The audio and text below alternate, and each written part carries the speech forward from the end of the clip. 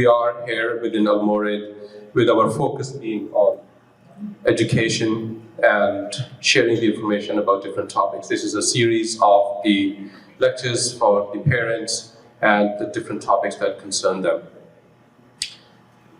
In this particular case, there will be other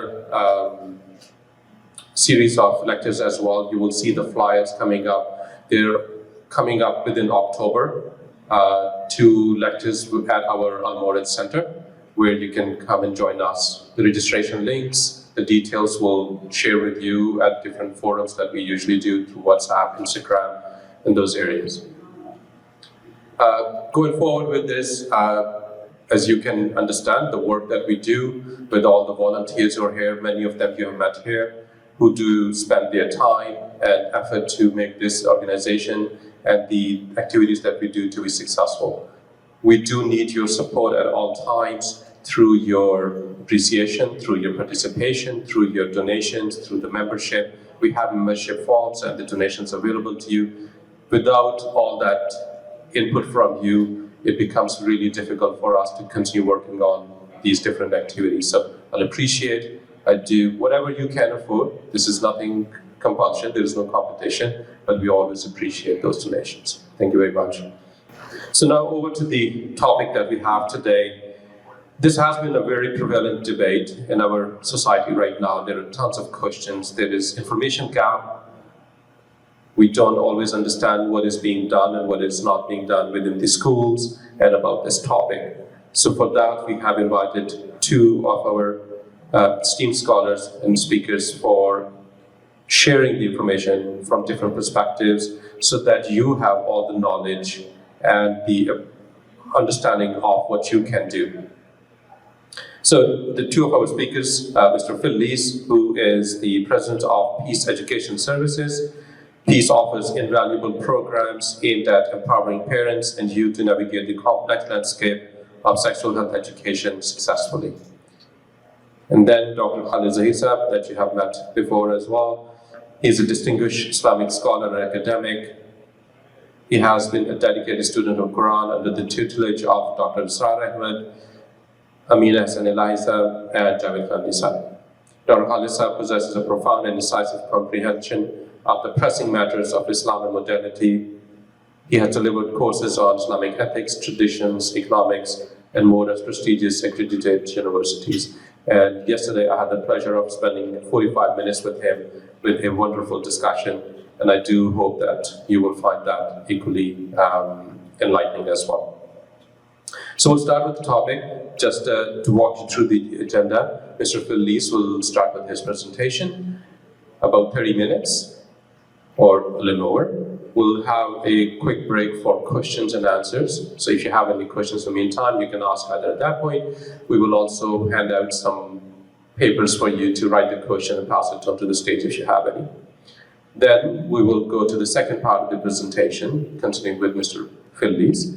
And at the end of that will be another short round of Q&A. And then the Dr. will complete his lecture, and then we'll have an open floor for additional questions and answers. Your questions will be really important because then we will understand exactly what the knowledge gap is, what the information gap is, and could be addressed accordingly. Thank you very much for the invitation. I'm going to give you a little bit of background. I'm not going to do much introduction because we want to make sure we get the important information in place. But a little bit of background on me, because you're sitting there going, who the heck is this guy? I spent 30 years in public education as a teacher, curriculum consultant, and I also spent 2 years in the Ministry of Education. During my time in education, about the mid-1990s, comprehensive sex education started coming into the schools. And I looked at the comprehensive sex ed program. I was extremely concerned. I did some research and said, this doesn't need to be in our schools. There is no research to support it. So I then opened the doors in my own faith community and said, let's share what's going on in the schools, help parents know what's going on so that they can engage with their children and with the schools. So that all started in the mid-1990s. Since 2017, I did some post-grad work, and I researched the most effective sexual health curriculum that actually results in youth avoiding sexual activity until marriage. We brought that to Canada. We've been implementing it here in Canada, and we've also developed a parent program to help parents guide their youth on this important issue of sexuality. Okay, so thank you very much. All right, I hope that works. Can you hear me now? Great. Okay, so we've titled this Guiding Through the Sex Ed Confusion. First of all, I'm going to talk about comprehensive sex education. Then we're going to talk about another topic in schools called SOGI, or sexual orientation and gender identity.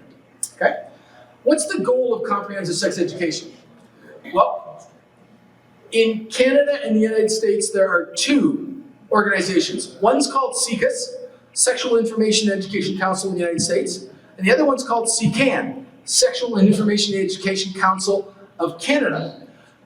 These organizations were founded in 1964, and you'll never guess by whom. Well, you might guess one, Planned Parenthood. And I don't know if there's familiarity with the background on Planned Parenthood with families or not, but it's the largest abortion referral agency in the world. And their goal is actually to equip youth to be sexually active and avoid the guilt about being sexually active. That's what their goal was in 1964. But they didn't have the funding to create these organizations in Canada and the US, so they partnered with Hugh Hefner, Playboy magazine, who funded it. So these organizations were founded by Planned Parenthood and Playboy. And what was the problem? Well, they want to work with, or what's their goal? To work with community organizations, governments to promote sexual and reproductive health, comprehensive sex education, sexual health services, and the last one's probably the most important one, sexual rights. What are your rights sexually? And their goal is to undermine our faith communities, to undermine our nuclear family, to undermine the concept of what a family is. Look, historically, and I'm sure this applies in your culture as well, here in Canada, when we follow our Lord's guidelines in Scripture for family, for marriage, for healthy sexual relationships, what happens? You have strong families, strong communities, strong nations. All right? Well, what's the goal of the curriculum? Well, SICUS and SICAN just 2 years ago changed their goal. Their goal is not to reduce sexually transmitted infections. Their goal is not to reduce pregnancy. What does it say? Sex ed for social change. That's their goal. Why?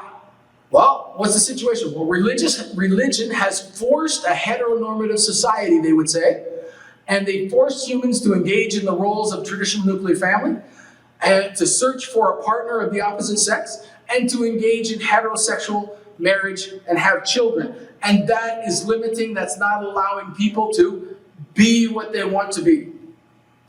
So what's the solution? People must be freed, heteronormativity must be destroyed, and their strategy is to advocate, educate about sexual rights of all people, all orientations, and to replace the notions of biological sex, meaning male and female, and the nuclear family with synthetic sexual identities, queer alternatives, and we'll talk about those later.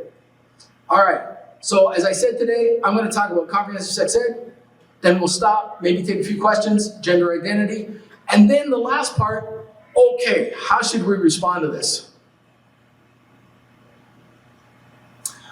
But first of all, what's the goal of a good parent?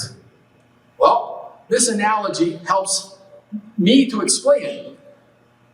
Our goal is to take our kids from the island of childhood, from 0 to 9 years of age. What do we want them to do? We want to get them to the shoreline of adulthood, where they can begin to achieve their goals.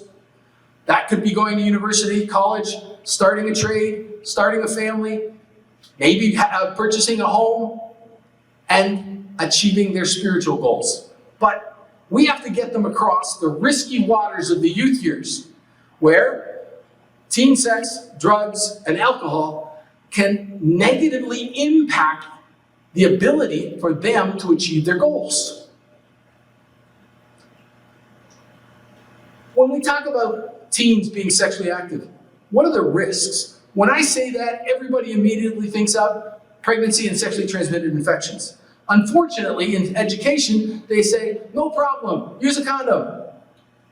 But they don't talk about the other risks. Whether or not a pregnancy or an STI occurs, early sexual activity has been connected to a pattern of failed relationships. Kids who start having sex early, they don't have the ability to maintain those relationships. They fall apart. And you set up a pattern of failed relationships. Poor family relations, reduced academic achievement. Yes, kids who avoid sexual activity until marriage actually earn more money.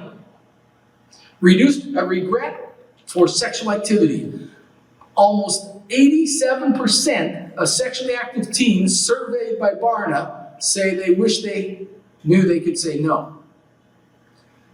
Increased suicide, increased exposure to sex, to crime, exploitation, and reduced economic achievement. And these items are not preventable with a condom. But when the kids hear that in our curriculum, they say, why don't they tell us this in school? These are negative lifelong consequences. But the research shows youth who avoid sexual activity, avoid those consequences, have better current and future health, emotional, relational, and economic health. Are kids sexually active? Because sometimes people say to me, oh, come on, Phil. Well, Canadian Pediatric Society 2020 report shows this. 14-year-olds, 9% have engaged in intercourse, 30% oral sex, 67% deep kissing, and yes, some STIs are transmittable through deep kissing. 61% sexual touch above the waist, and 53% sexual touch below the waist. That's 14-year-olds, grade 9. When you get to 16 years of age, it increases, as you can see. But only 24% have engaged in intercourse. That's some good news. So they're open to other information. I tried finding sexual activity of Muslim kids here in North America. This is the best I could find. 54% of college students are engaged in premarital sex, Muslim kids. So if we're going to guide our kids on the issue of sexuality, what are the approaches? There's two broad approaches. The first one is called sexual risk avoidance. That, we sometimes use the term abstinence, but in current day, the term abstinence is a bad word, all right? Because comprehensive sex ed has twisted and turned that around, etc. So I call it the new abstinence. And what do? Well, you teach the kids about the risks. You equip them to protect their future by understanding the negative impact of youth sex and developing skills to avoid sex until marriage. That's our youth program. We've been running that now since 2017, and we have a program in Hawaii in the United States, and we've been doing so well. The Department of Health and Human Services is even giving us money because we're reaching even homeless kids with this message, and it's making a change in their lives. The other approach is comprehensive sex ed, which says, hey, people are sexual from birth. Sex is a human right. All ages, orientations, and identities will reduce the risk using condoms, and the goal of CSE is equip youth to have satisfying sexual relationships and reduce the risk when they're ready to do so. That's comprehensive sex ed. And where did it come from? Planned Parenthood. And that is the foundation of our curriculum here in Ontario. Well, not just Ontario, across Canada. All right, how did comprehensive sex ed get here? Comprehensive sex ed has not always been here. Back in the early 1900s, we had a problem. Syphilis and gonorrhea, there was no cure. Contraceptives were illegal. We had people dying in the streets. So the government says, what are we going to do? And the government said, we need to encourage abstaining from the risk until you find a lifelong married partner. Now, comprehensive sex ed often says when you hear that message, abstain from risk, they often say, that's a religious message. This was not from a religion back in the 1900s. It was our government here in Canada saying, what are we going to do? And that was their answer. Abstaining from risk, the abstinence approach, was the approach used in schools right through until the 1980s and 90s. But it did have some people that were operating against it. For example, in the 1940s, I can't go into lots of detail, this is a very interesting history, but Alfred Kinsey did some research at Indiana State University, and what he did was Rockefeller Foundation gave him some money to do some research on what's the foundational base for sexuality. In other words, what are people interested in? What is their natural? What's the human instinct? And at that time, in the 1940s, where were the guys? They were out fighting in the Second World War. The women were in the factories building the equipment. He could not get people to interview. So who did he interview? 17,000 prison inmates and prostitutes to find out what their baseline of sexual activity is. And then he created a document in 1948 which became the guidelines for teaching about healthy sexuality in the universities, which became the foundation for comprehensive sex ed. So it was not based upon, it was based upon a very skewed population. But what happened was, Planned Parenthood picked up that research and went to the government and said, see, this is what's true, we need money. And up until that time, they only had one office, but they were given money to set up offices across the United States and across Canada. And then Playboy magazine, they said, this is the truth, this document from Kinsey, we're going to communicate this message. We're going to be the publicist for the Kinsey message. So, 1960s and 70s, we had the sexual revolution, but by the time we got to the 80s, we had a problem. We had the HIV crisis. And the governments are saying, what are we going to do? And guess who was there? CCUS and CCAN jumped in and said, we've got the answer. We'll provide you with the condoms for the kids so that we'll reduce STIs, we'll reduce pregnancy, and it will be a much healthier message to our kids in schools. And that's how comprehensive sex ed started. So then that changed the curriculum, and over that time, we had changing conservative values. Back in the 40s and 50s, we had very traditional conservative values, but the values became more liberal. And now we have comprehensive sex ed. Where is it all coming from? It starts, Planned Parenthood is connected to the United Nations and the World Health Organization. They are the ones that guide in the direction of what is healthy sexuality. And that creates the United Nations policies, and then the UN puts pressure on all countries around the world. Then, the United Nations pressures Canada, says this is what you should be teaching, and Canada has CCAN. CCAN creates the sexual health education documents, which then go to our provincial governments, which then take those and create the curriculum. So, we've got to keep in mind, this is not all Kathleen Wynne's fault. And often that's what we hear. It's Wynne's fault. No, this is a huge issue. Comprehensive sex ed, what are some of the topics? This is just a summary. Grade 1, we start off with the proper names of body parts. I don't have a problem with that, if it's done by the parents. But in a mixed setting, boys and girls, and you got pictures of genitalia, etc. I've spoken all across this country, and when I talked to grade 1 teachers, I said, how's it affected your classroom? They said it's led to increased investigation on the playground, under the clothes. Grade 2, we introduced the concept of consent. Now, it's not necessarily for consent for sexual activity in grade 2, but we use the term consent all the way through until we get to consent for sex in grade 5. puberty, sexual orientation, gender identity. You'll see gender identity, sexual orientation throughout in all the grades. Grade 6, what are we going to do? We're going to build sexuality confidence. How? Through masturbation. Masturbation is not the first time it's mentioned in grade 6. We have books in our schools about masturbation, about animals that masturbate, things like that in primary grades. Grade 7 and 8, we're going to ask the kids, what are the different ways in which you can express you like someone? Intercourse, anal sex, oral sex, etc. Sexual orientation again, the importance of mutual satisfaction.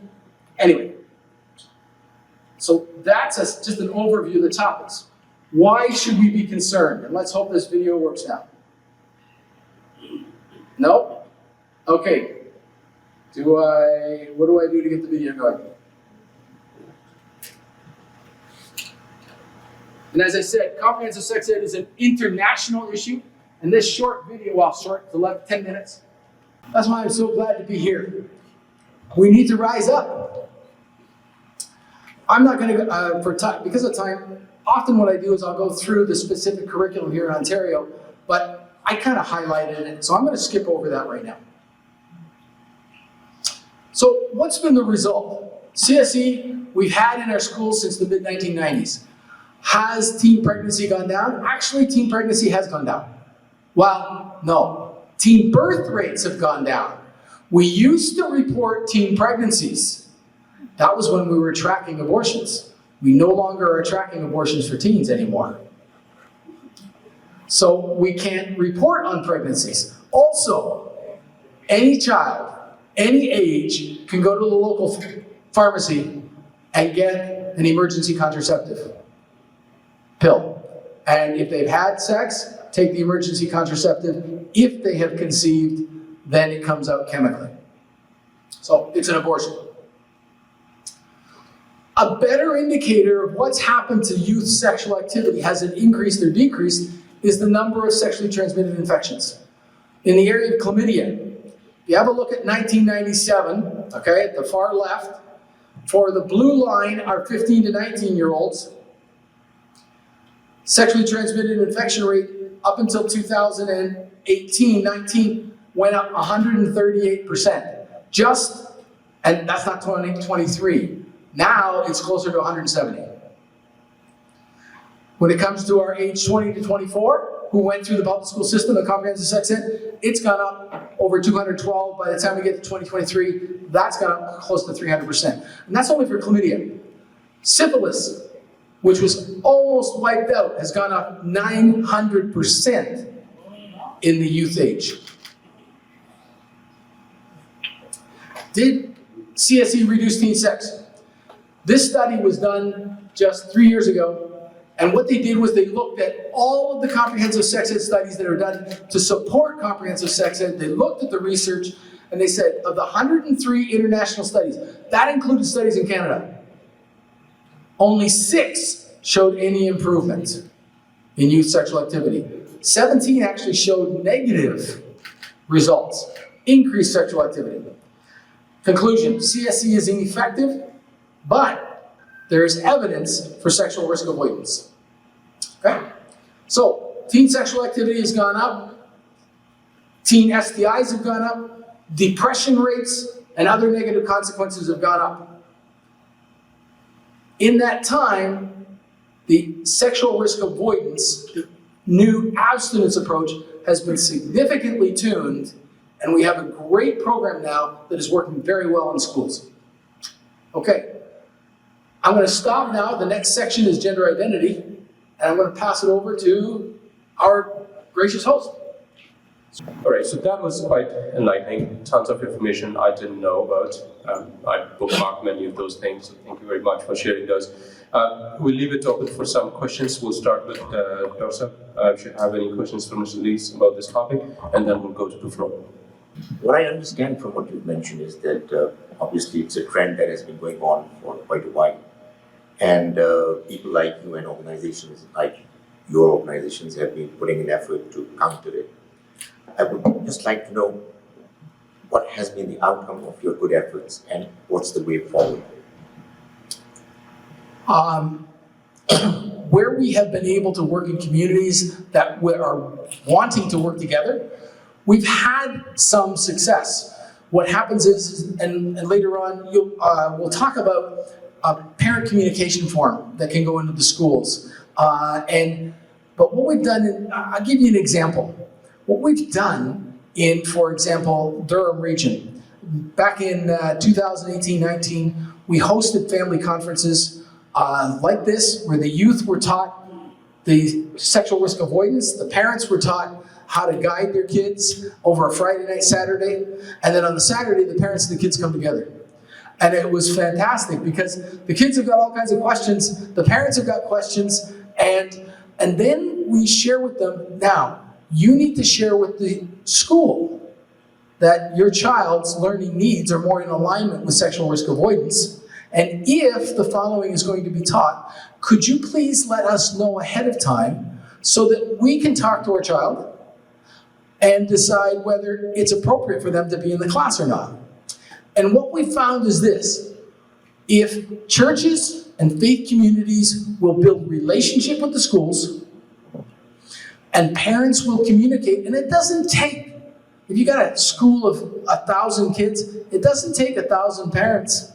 If you have 20, 30 parents, all different grade levels, go in, I've had parents go in, just 2 parents in a classroom, and the teacher gets back to the parent, because not only do they have the form, but they also bring in some of the research that we provide, and the teacher says, I didn't know this, and it's affected the way in which the curriculum is delivered. So we've seen that happen, all right? But on a broad scale, no, because we're a very small organization, right? We need to actually work through larger networks that can influence our community, and that's what we're doing now. I want to give you one specific example, and this happened in Brampton. I was the pastor of my church, and this was maybe 10 years ago. He had been working with us in the Hamilton area with parents. He knew the approach we were taking. He moved to a large church in Brampton, and the first day on the job, he walked across the street to the principal, the school, and said to the principal, hey, can I take you out for lunch? When he takes them out for lunch, he says, look, we both have kids. We care about the kids in our community. What are your goals? What do you want to achieve in your school? What can we help you with? Within 3 weeks, there were 40 individuals from that church volunteering in that school. At any one time, there would be 10 parents in there, helping the school achieve their goals. Okay, the goals that were in alignment with, yes, an agreement with the church. About 4 months afterwards, it was Pink Shirt Day. The pastor goes in, and of course, it's the LGBT community that is teaching about anti-bullying, but only from a sexual orientation, gender identity perspective. The pastor was really angry, but did he get angry with the principal? No. Next week, he calls the principal up and says, hey, can I take you out for lunch? He says, you know, I really like the concept of the Pink Shirt Day, anti-bullying. You know, we need our kids to understand, you know, we can't bully anybody for any reason. You know, whether the person's overweight, skinny, red hair, bald, whatever.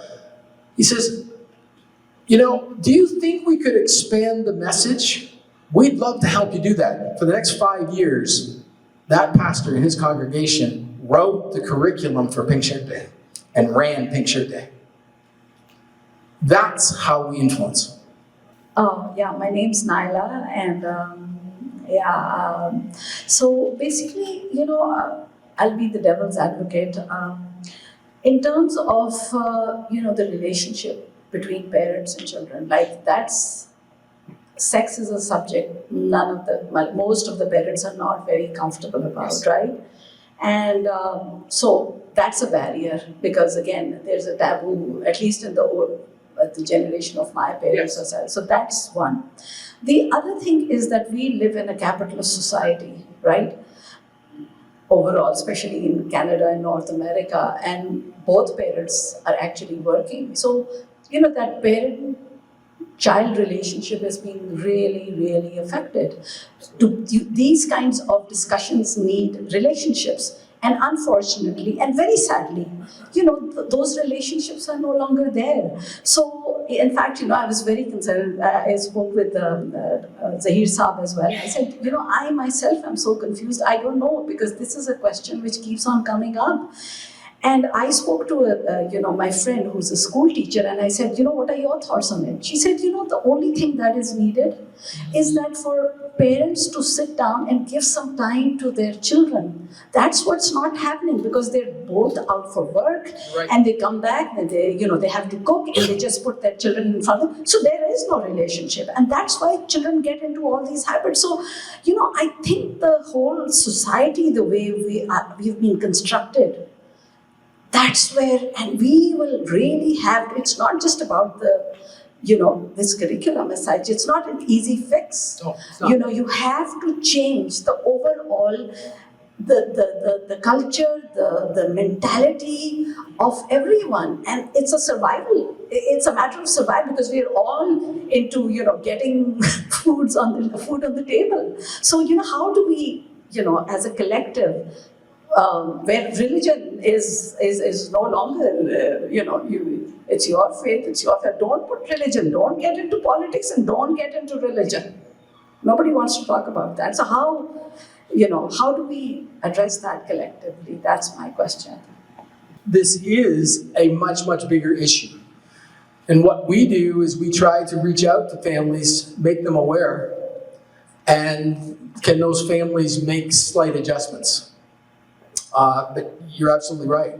But unless we make those families aware, adjustments aren't going to be possible. And we've been put in this position intentionally by our government. But through taxation, through, everybody needs to work, we need to get more people up, etc. Okay, it's been intentional. It's been long-term, because the more problems government can create in our lives, the more we want to depend on the government. And I think people have to get that message and understand that and assess what can we do. For example, World Economic Forum 2020 goals or 2030 goals. What are their goals, right? That everybody will have nothing but be happy. Okay, and so my wife and I, and maybe we need to have more mentors for families. My wife and I. Now, again, we raised our kids. My kids now are, in their 30s. But even back then, we made the decision that one of us would be home to raise the kids. And when we bought our first house, I'm sorry, it was kind of a rundown 3-bedroom 1950s bungalow with steel siding, not even aluminum. Okay. And at the time, sure, we were, 21. We were, this is going to be our first house, but we're going to move up. And we worked really hard. 7 years later, we had it paid off.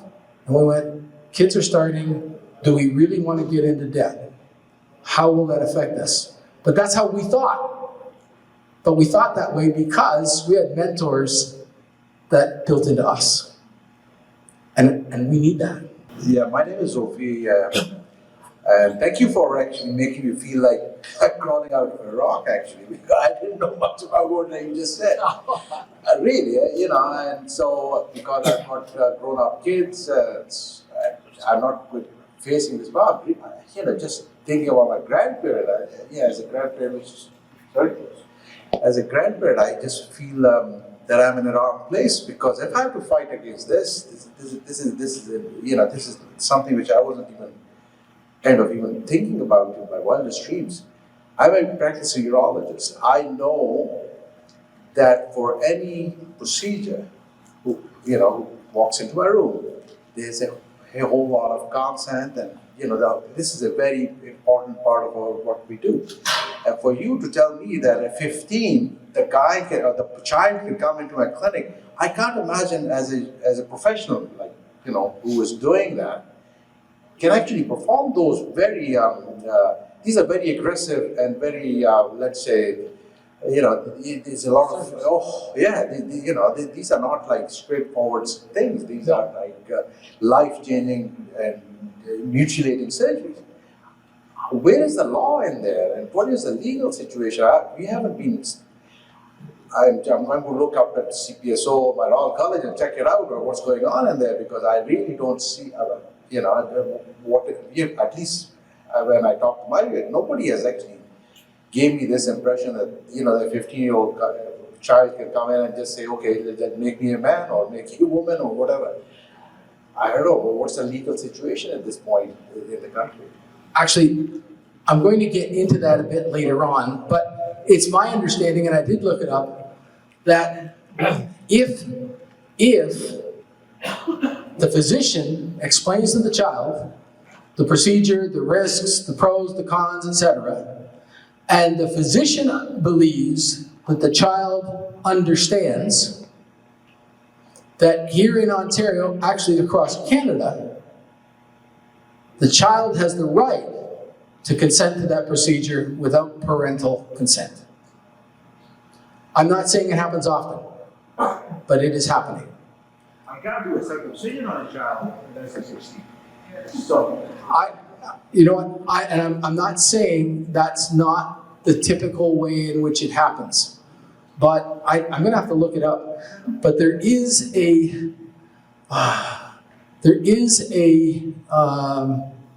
I'll have to look up what it's called. I'm sorry. I will look it up and I'll get back to you. Okay. Thank you. One more question, then we'll get into the second part of the presentation and then come back for more questions. Maybe my name is Mawrid Yusuf. My English is not so good, but however, I will express my view. What Quran says, what Bible says, right? Quran says don't be close to adultery, right? Even, there are other things also involved in this education. And it is really very, very dangerous, right? It's different to our culture, different to our religion, different to our values. And one thing here, that even Christian, Chinese, Muslims, Jew, I found that all are on one platform. And all say that children belong to parents, not to schools, not to Trudeau or government. And Allah subhanahu wa ta'ala, when created the human, He knows what's necessity, what's obligation, and how to he live, right? No confusion, right? But these people put people in confusion. And another thing that education is to make people, not to destroy people. And that Iqbal said that Pharaoh was not clever, smart, he was stupid. That he killed the children of Bani Israel through killing, right? But I don't know how our government, our Prime Minister got this idea. This idea and this system kills children through education, right? And the thing is, first we have to try, we have to call all people, even Christian, Jew, Chinese, and we have to be on one platform. And how we avoid, right? It's very hard that, maybe after 5-10 years, not our culture, but, people will be forced and they will sit with their children at night before they go to school. Oh, take this condom. It's okay, whatever you do, but, avoid from pregnancy and these things. Means, we have to come out from root, right? And we have to try our best that how this would be removed. This is my thing. Yep, if we can, for sure. The second part I wanted to focus on, the first part, comprehensive sex ed, that's actually a very limited amount of curriculum at all. It might be 6 hours of instruction in a whole school year, the comprehensive sex ed. But Integrated into that is what's called SOGI, sexual orientation and gender identity, which they bring in the sex ed curriculum, but then they integrate it throughout all other subjects, every grade, every day. Secular culture says, act on your feelings. In the past, I'm going to go back to when I was a kid. There were some guys, or some girls, we call them tomboys, right? But they're still girls, okay? And there were guys that were maybe a little, weren't that typical macho guy, the sports guy, etc. But we had a spectrum of masculinity and a spectrum of femininity, but we were still boys and girls. Now we're saying gender identity is your inner sense of your gender. How do you feel? Do you feel like a boy? Do you feel like a girl? Maybe you don't feel like either one. Or maybe you feel a little bit like both. Or maybe there's something completely different that you feel like. Indicators of your gender are interests, activities, the clothes you wear, the things you do. There's two broad groups on this issue of gender identity. The LGBTQ advocates say, youth do not feel comfortable in their own body. This leads to comorbid issues like depression, anxiety, etc. And they say the treatment is to be inclusive, make the child feel accepted, accept the child's feelings as the diagnosis, and begin gender-affirming treatment. And I'll talk about that in a few minutes. The medical do no harm side says gender dysphoria is a symptom of other comorbid issues. Depression, anxiety, trauma histories, ADHD, autism. And youth who have these multiple issues are exposed to gender messaging from friends on YouTube to embrace transgenderism, and it makes them feel happier. Why? Because they feel as though they're being connected to people that are relating to them. So, is gender dysphoria a social construct? Or is it really biological? On this side, the medical people say treatment should be identify the source of the dysphoria. So if it happens to be anxiety, if it happens to be trauma history, maybe the person was abused in the past, then let's treat that source through counseling, medication, or whatever is necessary. And most often, the gender dysphoria goes away. The LGBTQ advocates say, hey, just go through our treatments, they're all reversible. And I gotta tell you, I was listening to a news report last week, and that's exactly how the media presents it. Try to reverse a vaginoplasty, right? The medical side says, the do no harm side says, puberty blockers and hormone therapy can have negative lifelong consequences. That should be our last resort. In school, you heard about, on the video, you heard about the genderbread person, right? Well, it's kind of been updated now to the gender unicorn.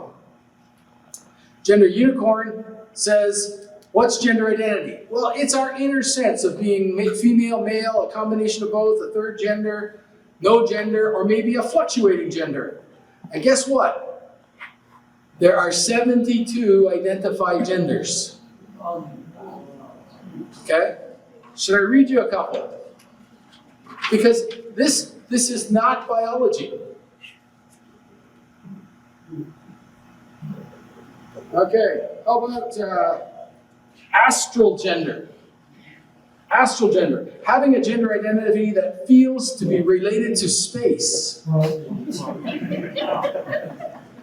But just a minute, we can laugh, but there are people that are very serious about this. How about, I don't know, I haven't even read them all. Demi-fluid, having multiple genders, some fluid while others are static. So somebody has multiple genders, some that flow from one to another.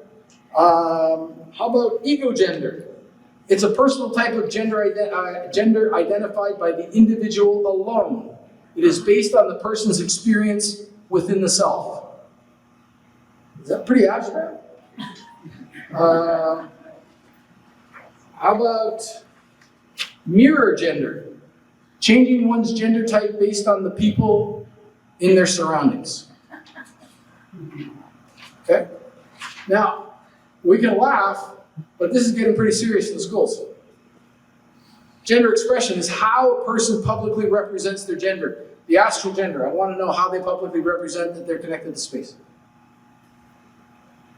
This can affect the way in which they dress, their accessories, grooming of the hair, makeup, chosen name, their pronouns, their voice, and their speech patterns. Let's have a look at what this looks like in the schools. A family can be made up in many different ways. It's called SOGI, for Sexual Orientation and Gender Identification, a curriculum that teaches public school students across Canada to celebrate the homosexual lifestyle and that gender is fluid.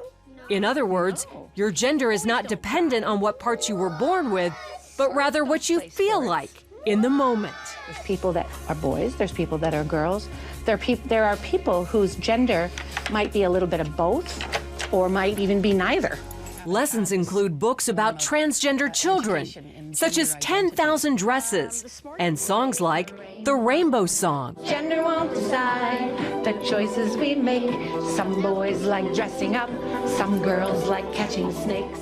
The SOGI curriculum started in British Columbia in 2016 and is quickly spreading throughout Canada. I just thought, who decided that this was okay to teach our children? Author and inspirational speaker Laura Lynn Tyler Thompson is a leading voice against the SOGI curriculum. And we are seeing the results of that now because some kids are reacting very emotionally and saying, and they're in fear. Will I suddenly struggle with feeling like a different gender inside of my body? Carrie Simpson of Culture Guard, another leading opponent, calls the curriculum nothing short of child abuse. All those beautiful qualities that make young girls, beautiful girls and women, are being basically vilified. The things that make our boys boys are being, taken from them. So things of equating young men to being strong protectors is something that's now evil. But Morgan Auger, a transsexual and supporter, claims it's about acceptance, not indoctrination. The idea is to teach kids that there are gay kids and there are trans kids and there are trans parents and gay parents in our society, and everybody's wanted and desired. After all, that's what our Human Rights Code says, and it's the role of schools to teach the following of our laws, right? Simpson disagrees, saying she sees SOGI's real goal as altering our culture from a heteronormative society into one where anything goes, no boundaries, no values, no morals.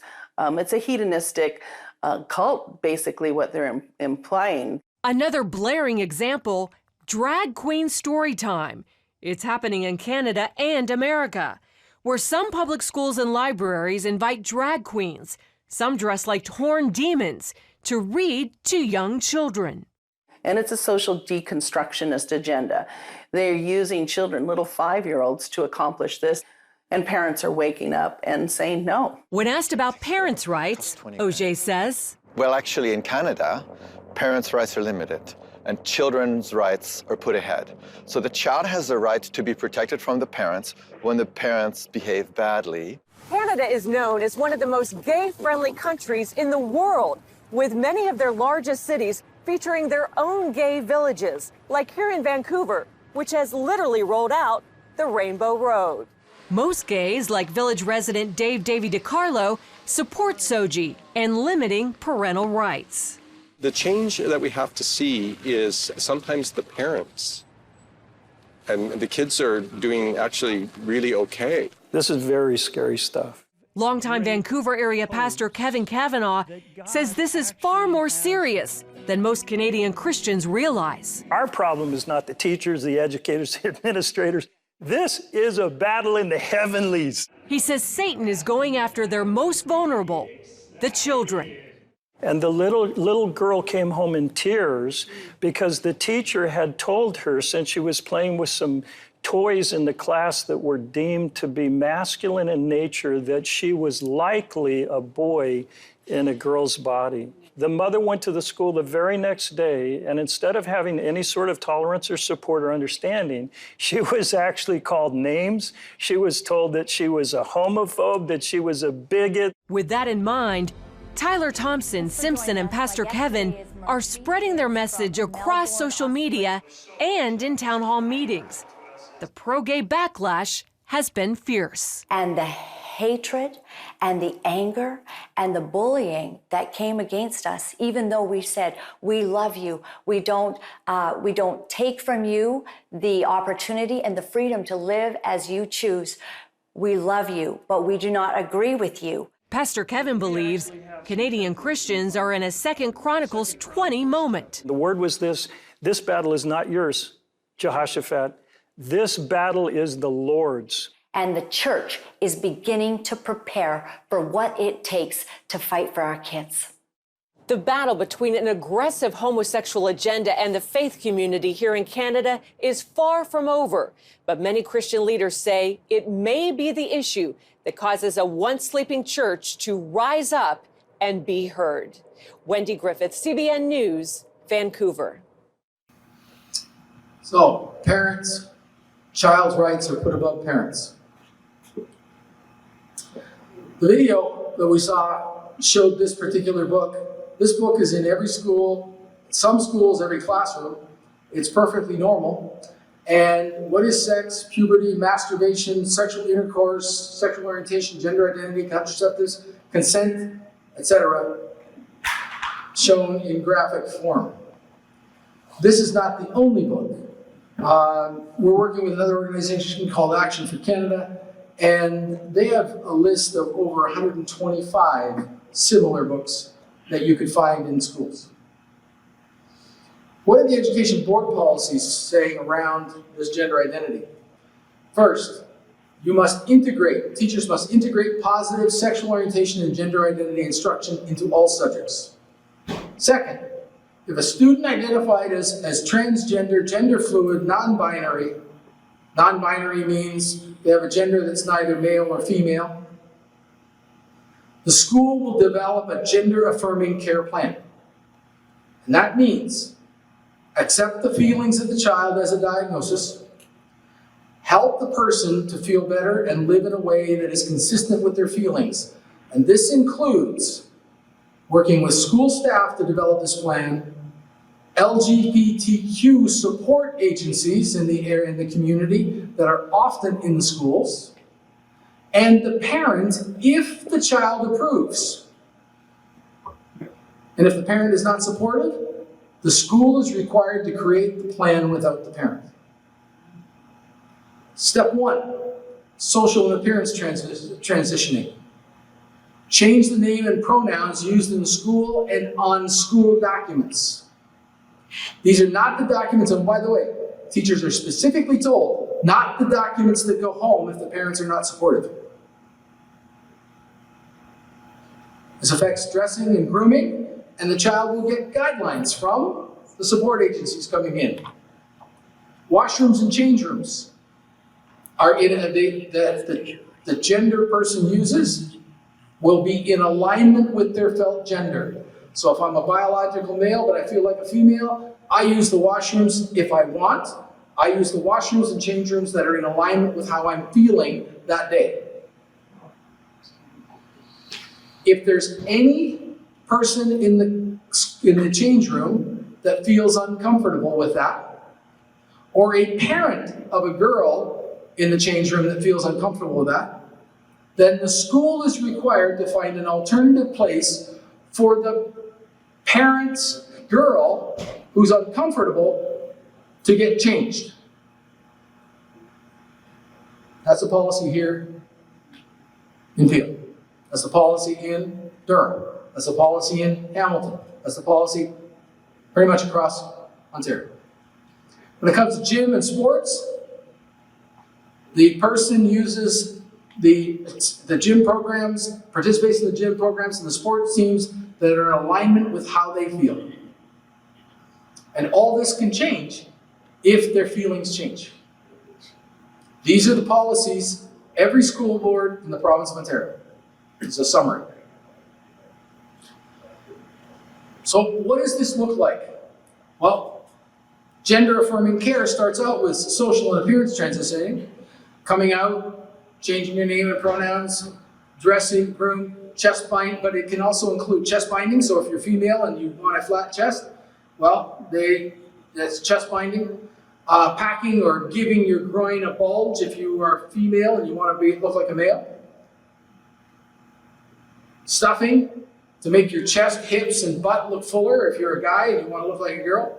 Tucking to make your groin flatter if you're a guy trying to be a girl.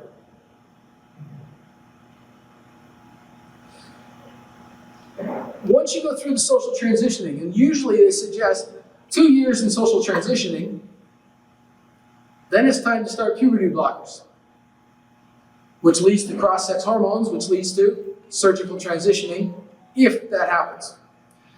When can puberty blockers take place? Well, I checked it out in Canada, 8 to 14 years of age. Puberty blockers can be administered. And what's the purpose of a puberty blocker?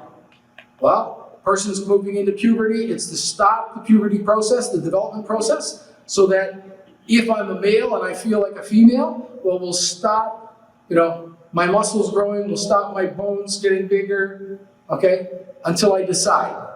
And then they say, and if you decide to go back as a male, no problem. We stop the puberty blockers and your puberty continues.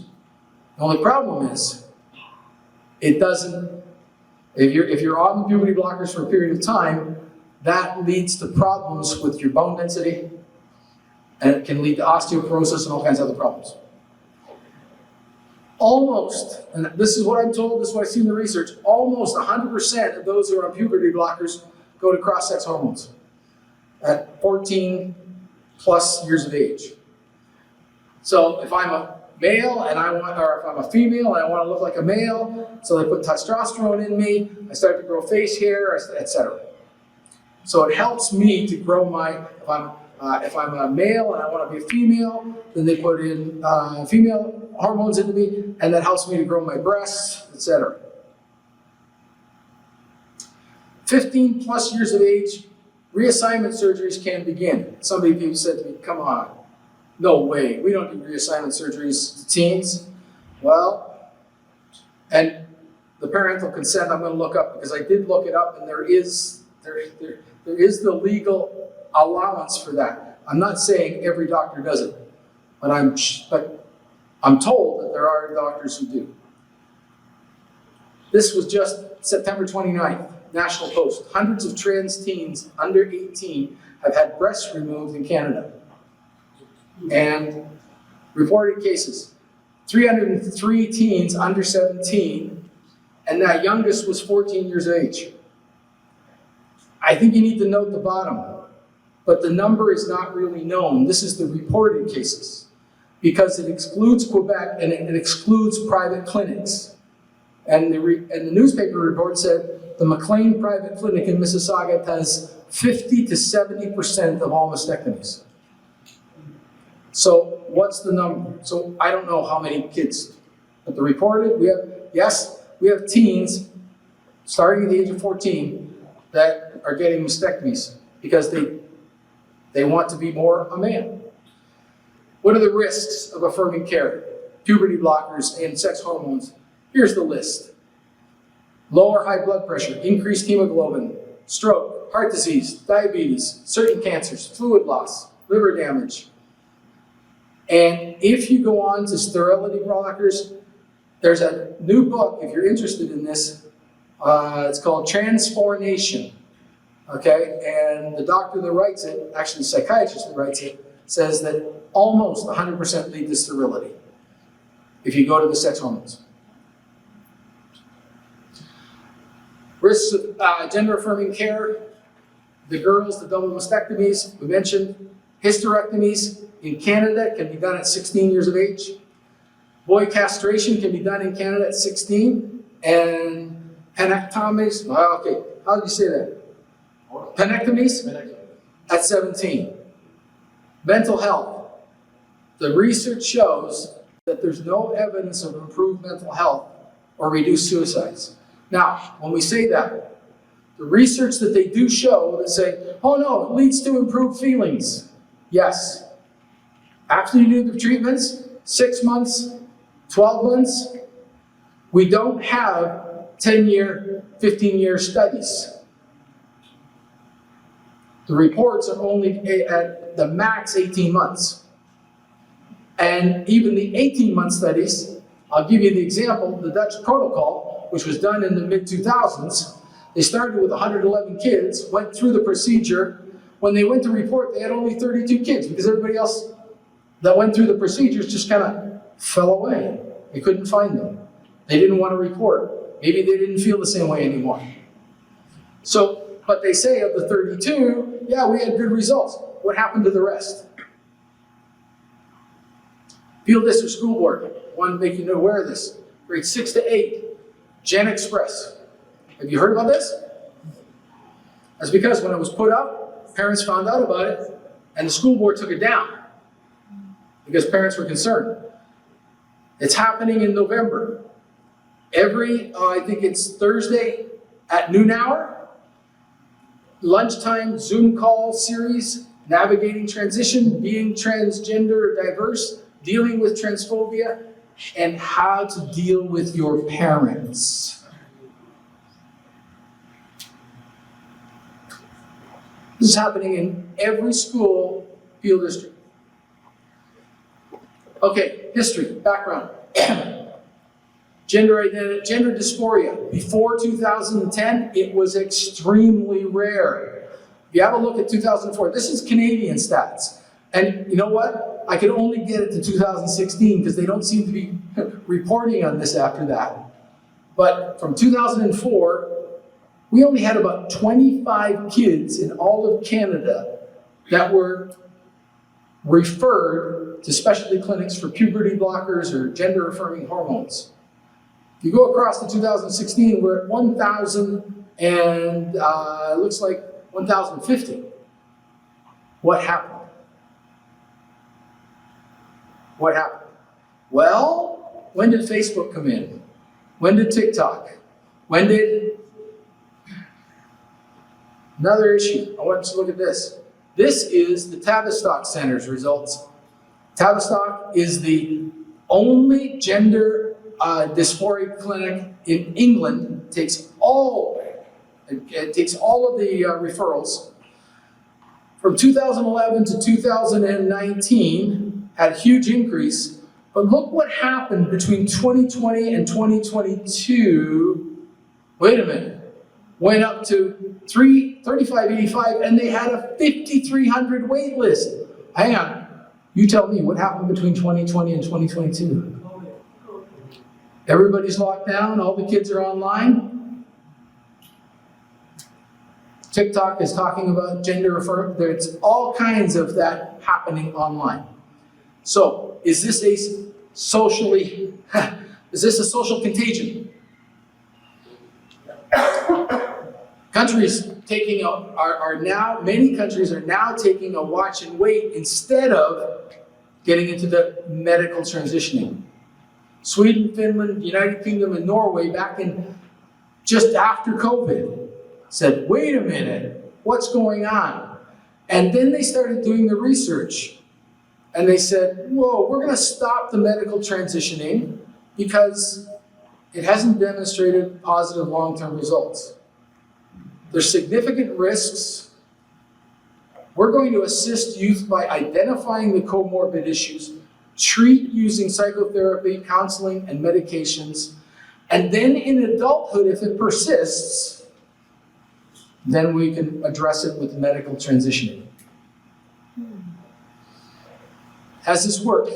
This research paper, transgender research, and we can get you the link to it. 5 things every parent and policymaker should know. What they did was they took all of the transgendered research, the same as they did with the comprehensive sex ed, and assessed it.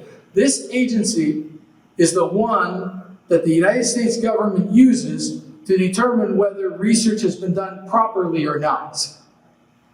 And what's the conclusion? What are the 5 things every parent should know? Well, I only did 4. Number 1, what are the benefits and harms of cross-sex medical treatment for minors? No scientific evidence. There's evidence of harmful impact, and a growing number of scientific agencies and countries have stopped such treatments. What about does transitioning prevent suicide? I heard from many parents, doctors say, would you want a live son or a dead daughter? Does transitioning prevent? Research does not show that gender transition is necessary to prevent suicide and may increase risk in gender-confused teens. Oh, there's something else that, I think it's coming up later. Is gender dysphoria in children a permanent condition that requires medical treatment early in life? Studies show that gender dysphoria in children usually goes away 85 to 90% of the time on its own by young adulthood. If, and get this, if transition is not encouraged. If the kids don't hear in school, oh, you like to play with dolls. Maybe you're not a boy, maybe you're a girl. This avoids the harmful effects of cross-sex medical interventions. Is transgender biology determined or can young people be influenced? So, is transgender biologically determined or can young people be influenced by their environments? Social, educational, and cultural factors can have a significant influence on whether a young person will identify as transgender. This is the agency that assesses the research done in the United States. But we in Canada are telling our schools everybody needs to transition. What's the goal? Let's go back to the original goal. CIGUS and CCAN, founded in '64 by Planned Parenthood Playboy, work on the issues of sexual rights, and the goal is sex ed for social change. How should we respond? Do we want to get into this now, or do we want to open this up to questions and then come to how should we respond? Do we want to get into questions now and then do the how should we respond afterwards, or do you want me to do how? Let's finish it off. Finish it off? Okay. How should we respond? I'll tell you what. Let me get. There we go. I'm just going to grab a couple of things. I don't know if you want to ask about people. If people want to really get sure. All right, great. Okay. We have to realize we live in a multi-worldview society. And yes, there are some families that are accepting of CSE and sexual orientation, gender identity. There are some families. Other families, though, comprehensive sex ed curriculum is in conflict with the teaching in the home, and we feel that the government's indoctrinating our children. Schools are mandated, though, to be inclusive of everyone, even the faith communities. But what do we need to do? We need to communicate. And we need to be building relationships with those schools. How did the LGBT community get into the school? They're there in the community. They have organizations and agencies that volunteer in the school, etc. They build relationship. How should we respond? At parents at the school level, build positive relationship with your teacher. If you got concerns about the comprehensive sex ed, don't call up and say, I want to talk to you about this perversion. Okay, doesn't work. But we do have parent forums that help to communicate your worldview. Let's see, I'm just gonna, there we go. I'm gonna just move ahead here. There we go. This document is a policy every school board must follow. And part of it says, freedom of religion is an individual right and collective responsibility. The board commits, and that's every school board has this policy, to foster an inclusive learning environment. It is expected that students and their families will help the board to understand their religious needs and will work with the board and its schools to determine appropriate and reasonable accommodations. What do we have to do, though? We have to communicate. Doug Ford, when he revised the sex ed curriculum, and oh, by the way, that was a sham. He did that great process of revising and getting input, but guess who took the input? It was the bureaucrats that wrote the original curriculum. There was all kinds of input that came in for positive change. I wrote a white paper with a PhD policy writer on how we could offer a dual program approach. Comprehensive sex ed and sexual risk avoidance, let parents choose, and then let's track those kids and find out which one works better. We met with 19 MPPs, and every MPP said, this makes sense. It's a win-win situation for everybody. That thing didn't see the light of the day once it got to the bureaucrats. But Doug Ford did say, the new sex ed curriculum requires all school boards to develop a policy for parents to easily opt their children out if they choose. Now, I got this. York Region and other school boards send this request for faith accommodation form to every parent in the school. I don't know if this happens in Peel, but if not, I have copies here. I think the local or your local organization should look through it, and let's fill it in, and let's make it standard and suggest to parents how to fill it in. Then, at the bottom, you'll notice it says, how about participation in curriculum? Well, I've got another form here that says, sensitive curriculum information letter, it's the Muslim family curriculum. Request to be informed about sensitive lesson content. So, and it says, as a family, we adhere to the teachings of our faith, living in a pluralistic society. It's understandable that at times, lesson content may be sensitive for one culture or another.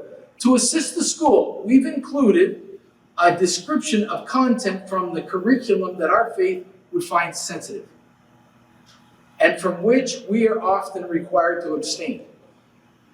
We're requesting to be informed about sensitive learning prior to planned instruction. We're not just saying we want our kids knocked out. We want to be informed. Then we can decide whether we just need to talk to our kids about what they're learning and how it applies to them as a person of faith living in a secular world, or we may ask that they not be included. What does this do? This gives, well, unfortunately, a little bit extra work, but it lets them know what is sensitive for you. And on the form, it says we request to be informed, and there's a whole list of things. Now, I didn't include, for example, under masturbation, I included an explanation from writings from Islam, okay, about why we might be concerned about that. And so this is actually much larger, but you just go and you check off all of the things that apply. All right, and then we actually do a seminar for parents on guiding on how to connect with the school, how to build relationship, and how to use this form. Call the teacher, ask for an appointment. So again, don't say I want to talk about this perverse curriculum. You say, hey, I want to talk to you about the learning needs of my child. Build a relationship. Come in with coffee and muffins. Okay? Use the parent form, and we have a discussion guideline to help you guide the discussion. If you feel in your community that there are a lot of people who feel uncomfortable with this, what we've done is we've had parents do this in groups. So we get groups of parents, and we get one parent that feels comfortable as a facilitator, and we'll go in and talk on behalf of the group, okay? All right, and again, like I said, we have seminars on that if you're interested. At the school level, build relationship with your teacher, use the parent forums. At the system level, this is where you can complain. The system level, trustees, yes. Communicate your concerns. Be part of the million-person march protests, okay? Absolutely. Don't protest outside your schools because that doesn't build relationship. At home, guide your child in sexual risk avoidance. How do you do that? Well, hang on a second. We're right now doing an online 9-week program through Action for Canada, and this is for parents, guiding them through how to guide and direct their children on healthy sexuality. We also have a similar program for youth happening Friday nights for the next 8 weeks. First night was last night, and if you want the link to this, I think I sent it to Malik. Maybe he can forward it on, but you can register, and they ask for a donation, but it's not mandatory. You don't have to. If you can't afford to, no problem. How should we respond? When it comes to faith community, encourage and equip your parents to guide the youth on sexuality. You know, host the Building Family Connections program we have. Host the Heritage Keepers for youth. You know, I think, there was a gentleman named Sean that contacted me. Is he here? And we can get you certified in the Heritage Keeper program.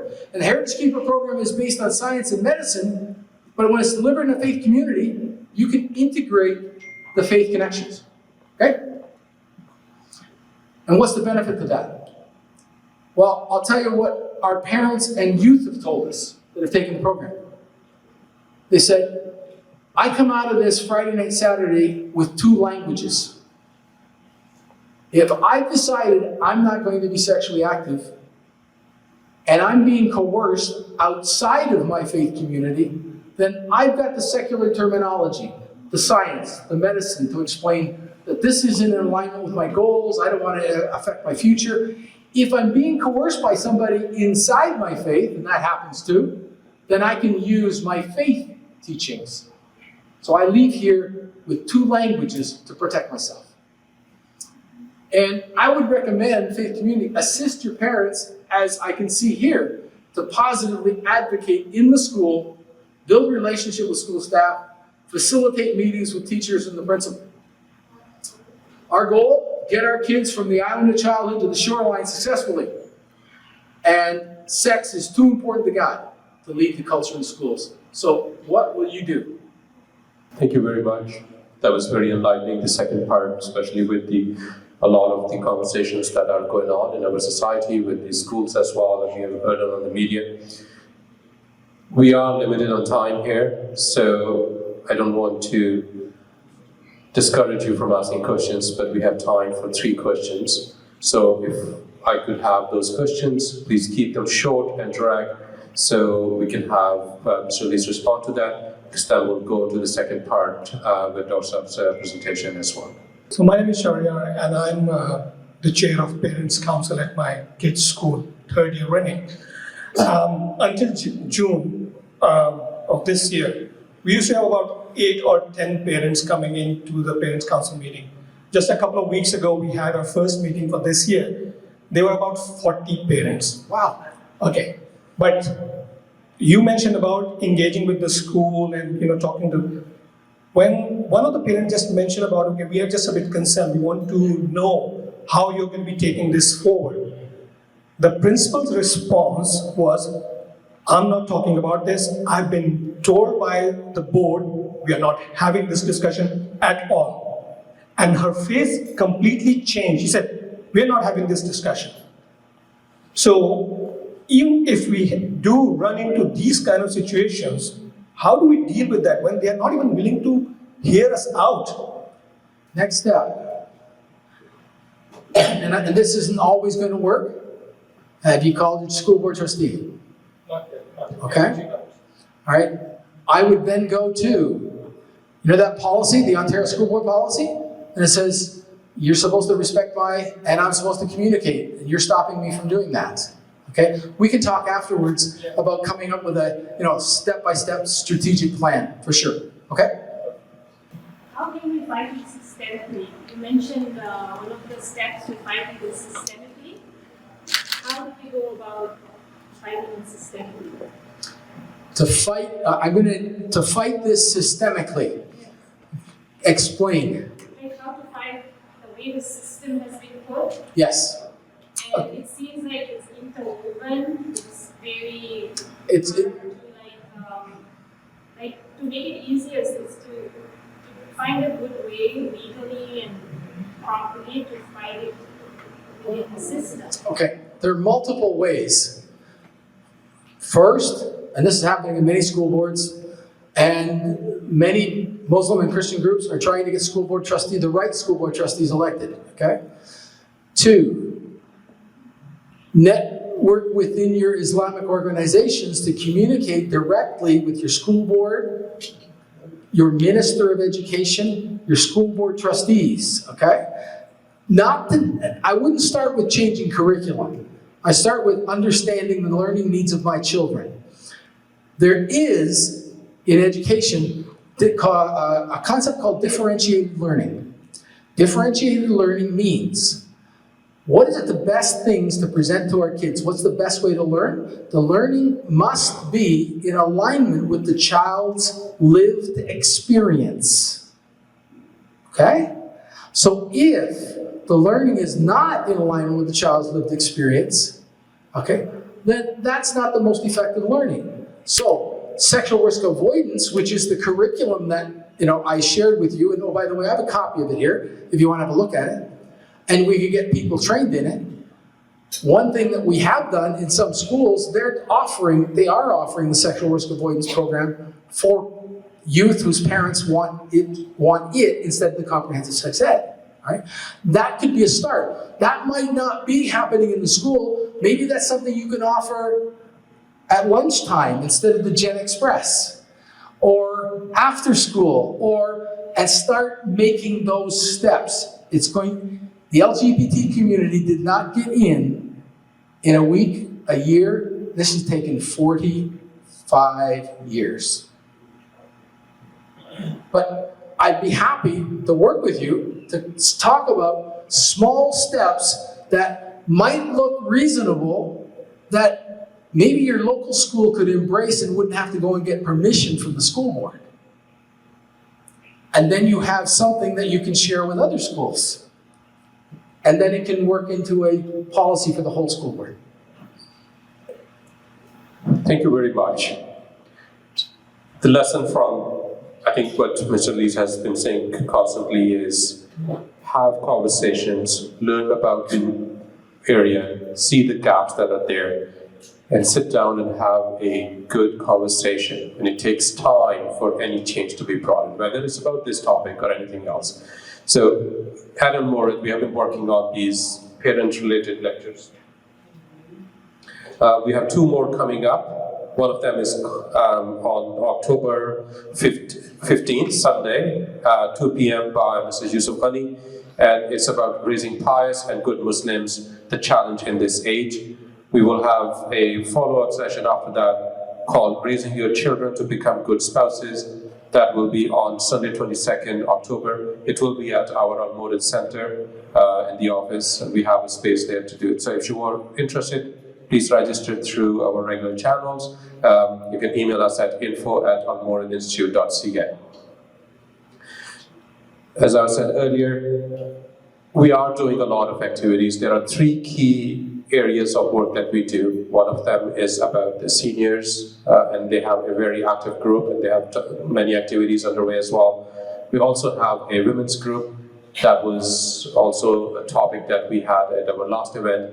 And the third one, very active, highly inspiring, is the youth committee that is led by Dr. Sean Sheikh. I'll ask Mr. Sean Sheikh to come here and just give you a quick view. But as always, we are constantly looking for your support. Bismillah, alhamdulillah, wassalatu wassalamu ala rasulullah. Assalamu alaikum, everybody. So this is the part of the program that everyone dreads. So when they send someone like me up here to look into your eyes and to ask you to actually look into your hearts, and if possible also look into your wallets, because we need support to continue this type of work. We are primarily a volunteer organization. We have a committed group of people who you see represented here who are doing this kind of work. But without having an adequate budget, it is difficult to try and develop quality content, quality programming to be able to address the things at the level that they need addressing.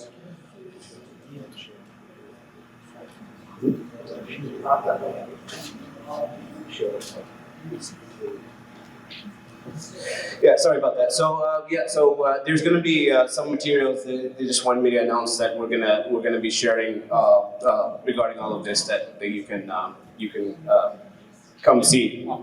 Yeah, afterwards, after the program. Right. So what I was trying to get at though is that one thing you must have realized from the talk here is the importance of being informed, the importance of being educated, and not just sometimes just reacting in a rash way. Because education is actually something that develops power, that develops ability, that allows you to have an impact, whether it's with respect to the way that you're talking to your children, or whether it's the way that you're interacting with other members of society. But going through the process of becoming an educated individual, it requires individual effort, but it also requires the existence of institutions. It requires community, and it requires hard work from various people. So if we do come together for that purpose, there are things that we can do. As Mr. Lees mentioned, they're in their organization, they're doing great things. They're developing, they have a program where, they invite young people, they invite parents, they have them work together, and people are building skills. They're trying to tackle these challenges. There's ways and there's approaches to do things. But what we need to be able to do that as organizations is we need people to step forward, and we need people to contribute. And there's many ways to contribute. You can contribute your time, your energy, your skills. But if Allah subhanahu wa ta'ala has blessed you with wealth, that is also one of the paths that you can use to contribute and to leave an impact on future generations with respect to addressing these issues. We are Canadians, we're living in this society, and so long as we're living in these societies, these are issues that we're going to have to deal with. And we're going to have to develop sophisticated institutions and approaches towards doing this. Now, there's many worthy causes. There might be many other educational institutions, many places where you might think, maybe we should spend it here and it'll be in the cause of Allah subhanahu wa ta'ala. But one thing I'd like you to actually encourage is to try and, if you're not aware of the work that we do and the way that we approach things, try and develop an understanding. Come out, meet us, look through our website and try to become familiar with our approach, because I have found it an extremely valuable enrichment in my life, the way that Al-Mawrid goes about things. And I'm not going to go too much with respect to methodology, but we do have this approach where there's certain core fundamentals, certain things from the Quran and Sunnah, which we call qatiyat, and there's, within our tradition, we have these things that we know. And there's other aspects that are things which in our intellectual history we've disagreed upon. And in those things, I think one of the amazing things about our approach is we're quite open. We allow dialogue, we allow difference, we allow people to go through their own learning journeys. And I think that this is very important, because managing difference effectively is something that I think Muslims need to learn how to do. Having a culture of openness, having a culture of questioning, having a culture of going through that learning journey.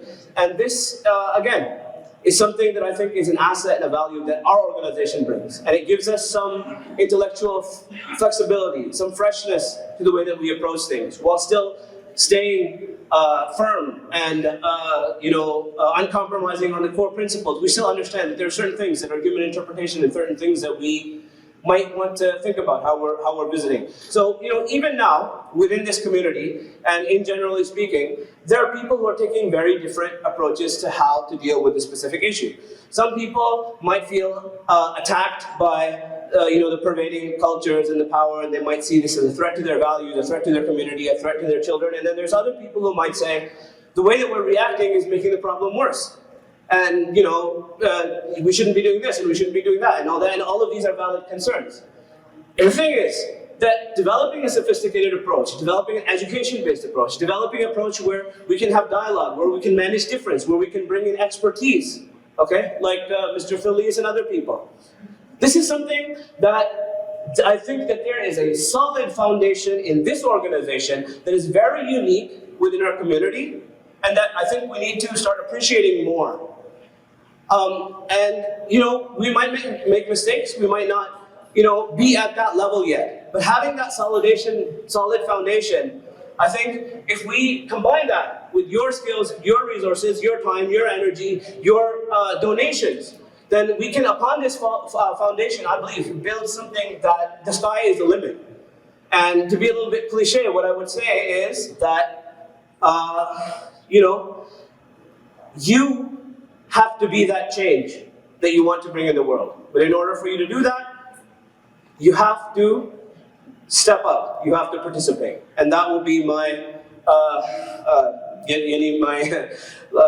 pitch to you. And hopefully, inshallah subhanahu wa ta'ala, if we come together, we can do great things, inshallah subhanahu wa ta'ala. So we'll move on to the second part with Dr. Khalid Zaheer. I wish I was the first speaker, because after having heard Phil's, I don't know what else can I add to what he's already mentioned. It was indeed very informative and very alarming too.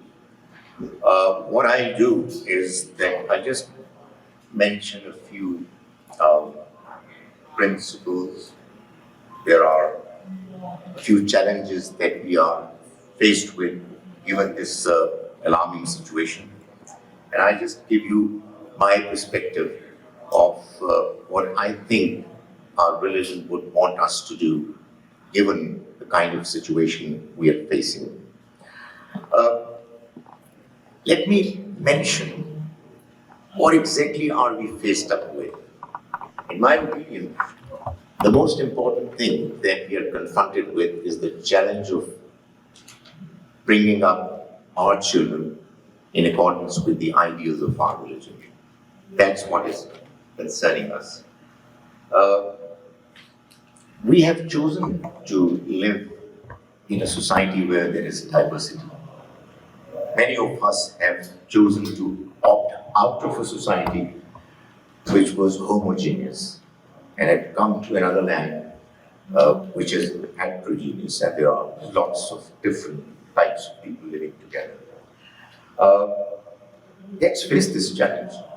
I can assure you that the Quran tells us that challenges do not threaten our faith.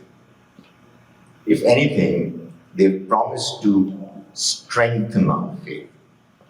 There is a mention in the Quran, a very important challenge that Muslims faced right at the beginning of the journey of Islam, when the Qibla was changed, and there were many people who were in difficulty. And the Almighty mentioned that He's not the one, وَمَا كَانَ اللَّهُ لِيُضِيعَ إِيمَانَكُمْ. He's not the one who's going to cause your faith to get wasted, destroyed because of this challenge. We have this, hopefully, conviction based on reasons that what we have accepted is the truth. So, understanding the ground reality of what's happening is not going to jeopardize and endanger it. It has to be done properly, it has to be done sincerely, and inshallah, we'll come out stronger. We would want our new generation, as indeed we would want ourselves to be, very much a relevant part of the society. We don't want them to be ostracized, we don't want us to be seen as a completely disconnected group from others. So while we will do as best as we can to preserve our values, we would also want to make sure that we become an integrated part of the society. And for that purpose, obviously, the challenge is important. We must get involved in it properly. The third thing that comes to my mind is that every challenge is an opportunity, and an opportunity to be able to talk to others, to understand others, to know what this diversity is all about. This is God's design. People live in different cultures, they belong to different religions, they have different philosophies. It's not satanic work, it's God's design. We must face up to it and see how can meet with this challenge. It's important that, as Phil has rightly pointed out over and over again, that we must talk to others tactfully, politely, wisely. This is what the Quran also tells us. Ud'u ila sabili rabbika bil hikmah. Invite towards the path of your Lord with wisdom. So, there's a lot of tendency amongst many people belonging to our communities, to be crude in the way they express themselves, to be impolite, to be unnecessarily loud. There's nothing to lose, inshallah. When we learn, we understand, we improve, we grow, and we have the opportunity of letting others know about what our position is. Every such opportunity living in this society is an opportunity to let others know what you stand for. I think it's a remarkable opportunity which should never be allowed to let go. We should also, and it's difficult, but I think it's important that we should sympathetically look towards the other point of view. No human understanding is completely evil. There is a reason why people think the way they think. Okay, there could be reactions. Reactions are quite often exaggerated. But what is the crux? Why is it that this problem has emerged? And in order for us to be genuinely sympathetic, we have to empathize with others. You can't empathize with others by assuming that the others are evil. I mean, I have to assume that all humans are good. That's my starting point. I have differences, disagreements, and I must voice them. I must talk to people about them. But there are most certainly common grounds, principles which the entire humanity shares, and we must emphasize those common points. So we must learn from others what they're saying without letting go our principles. And for that purpose, we must hear what others are saying with an open mind. Don't forget that the Quran mentions that one of the traits of a guided person is that he listens to others with an open mind. الَّذِينَ يَسْتَمِعُونَ الْقَوْلَ وَيَتَّبِعُونَ مَا أَحْسَنَ. Those who listen carefully to others in what they're saying, and then they follow and accept what is good in it. So, it's not a question of accepting everything what somebody is saying or rejecting everything. So we must try to understand what others are saying. I think we must make an earnest attempt to not let go the unity of the society. We are fighting, or maybe we are struggling, or whatever the right word. Quite often, Phil, I struggle in the right choice of words, because you talk to people and you say, this is too strong a word, so to say something else. I'm trying to be careful, but I have my limitations. But honestly, while defending your own cause, let's not create an impression that people can't work with us. No, we are here to be a part of this society. As I said, we have chosen it for ourselves, and therefore, to maintain the unity of the society should also be one of the goals why we go about letting others know what we are striving for. You know, Prophet Sallallahu Alaihi Wasallam, when he came to Yasrib, Medina, he had a pact with all different groups on the basis of the common grounds they had, which was the starting point of the effort to be together as a society and to move forward. One thing also that I think is important in this particular scenario, do not lend ears to rumors. The Quran tells us that whenever somebody comes to you with an important piece of information, investigate, lest you should take action against a nation unwittingly and later feel embarrassed on what you had done. So the information that we get, and it's very important, rich information that we have been, has been shared with us. And we must continue to explore, because honestly, my personal position is that as yet I'm still confused. I'm not very clear as to what exactly is the state of affairs, and whatever we have heard is very important, is very alarming. I'll just let you have another perspective, which I had the occasion of getting hold of because of my meeting with two important officials of the system. So that's another important thing that, we should base our decisions and actions on information that we are quite as confident as is possible is accurate. And our responses should be careful and measured. I'll tell you why.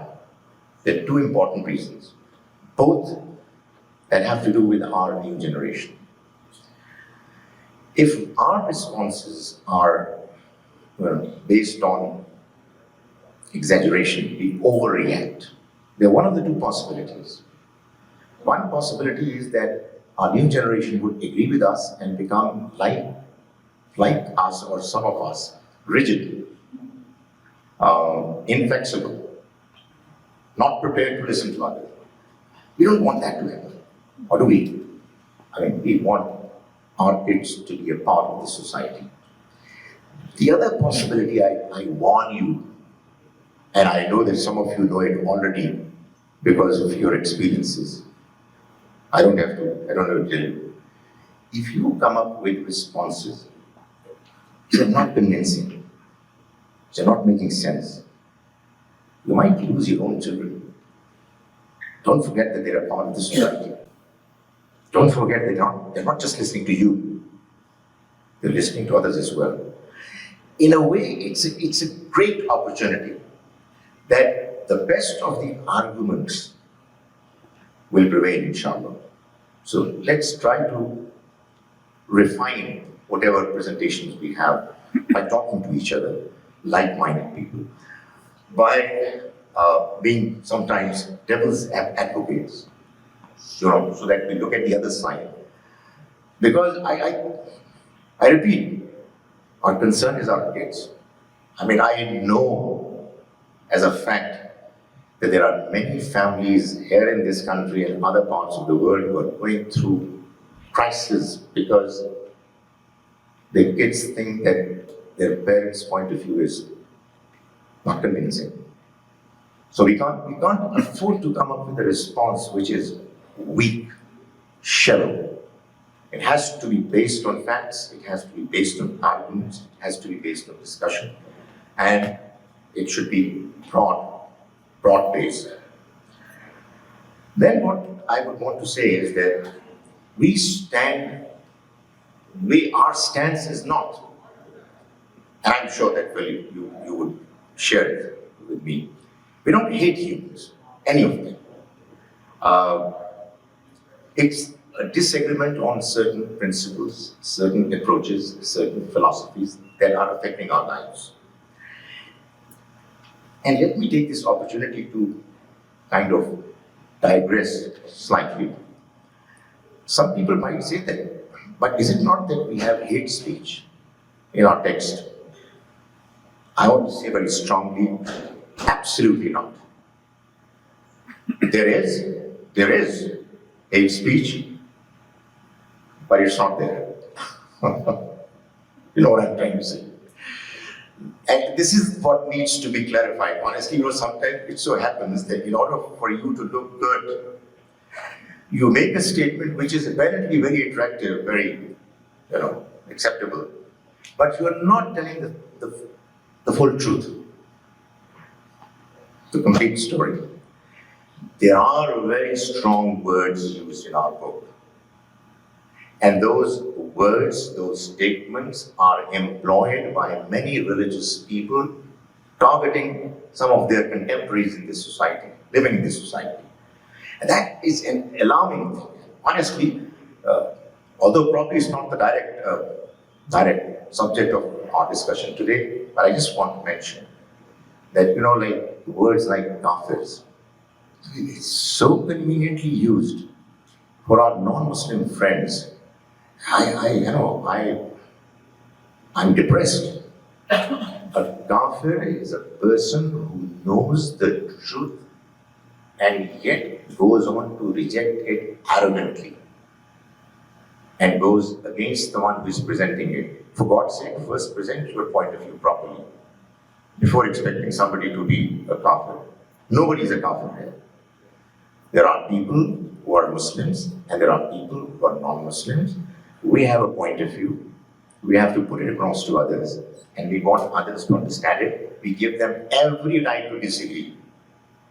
Honestly, I'm saying it from my heart. We give them the right to criticize it because unless this process is approached, this process is followed, nobody can understand what you stand for.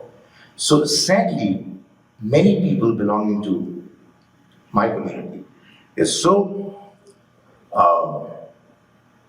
insecure that they would not like, many topics that they feel not comfortable with to be discussed.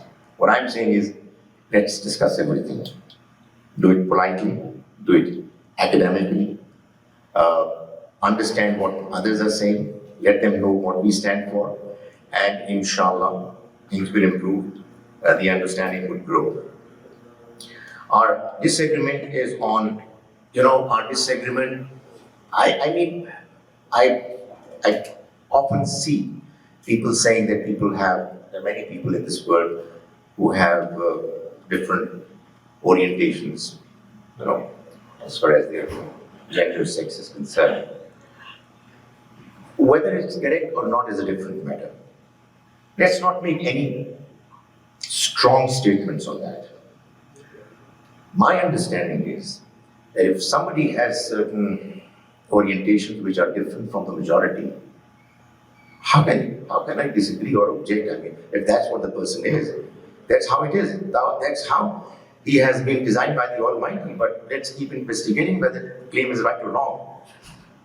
My problem is that something which is not generally acceptable to religions, to most societies, if it's happening in hiding, it would happen. Don't make it public and create an impression that it's okay. That's what the difference is, and I know what I'm saying is very strong for some people, but we would like to discuss it. That's what the issue is. So if there are orientations different from ours and people think that that's how humans, individuals are, if they're doing it in their private domain, okay. But if you come to the public and you discuss it as if it's okay, we'll not shout, as you rightly said, we'll not make protests the way some people are doing. We'll talk about our own point of view. And honestly, there's nothing more from a religious perspective, nothing more that you can do except let others know what your point of view is. And obviously, if the system allows you, then move ahead and try to let teachers, parliamentarians, etc., they know what concerns us and what remedial actions we think should be taken. Now, let me tell you something which is not my stuff, but I just want to let you know another perspective. I'm calling it the systems view. A few days ago, to be precise, it was Tuesday, 30th October. I'm sorry, 3rd October. 3rd October.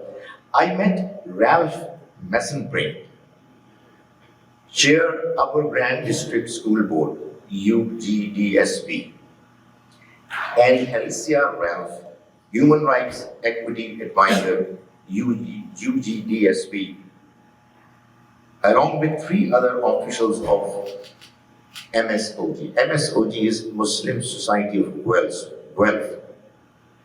the place where I come from, the village where I come from. And the 4 of us were talking to these 2 officials who were defending their system, and they were presenting their system. And I think it was a decent conversation. The only thing you might say is that what they were saying was not right.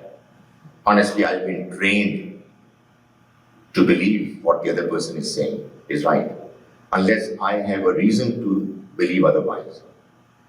Otherwise, this world is not going to function. If you think I am a liar and I think you are a cheat, how are things going to function? So, here were 2 officials, responsible people. We were talking to them, airing our concerns, and they were responding. So here is the outcome briefly. What I understood was that they said, and I've already given the disclaimer, it's not my view, it's the view coming from them. Education is a provincial subject. Other provinces have their own policies, and the last time this policy was revised was the year 2019. Before I came to this place, for this particular program, I had this question: what exactly is this fuss about? I mean, it's something that is not recent. It was revised in 2019, and that policy is continuing. But now, thanks to Phil, I know that the problem is pretty long, pretty old, and it's an ongoing struggle between, shall we call it, 2 different points of view. What they said clearly was that the issue is that there are parental rights and there are human rights of children, and they need to be balanced. And let's face it, the human rights of kids are sometimes violated by the parents. I mean, I'll be dishonest if I say that that's not the case. It happens. Oh my goodness, do I have to tell you that children are killed by parents for some weird, strange views that they have. So there is an issue at hand.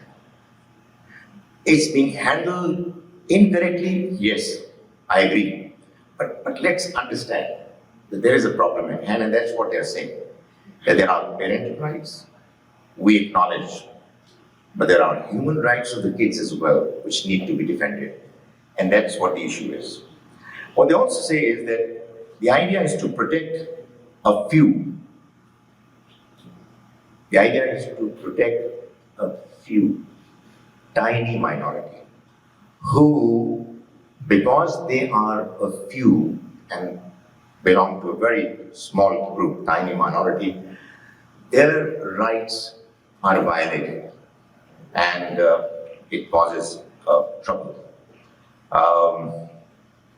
So a good idea would be to, yes, protect their rights, but this is my understanding, but not at the expense of the majority.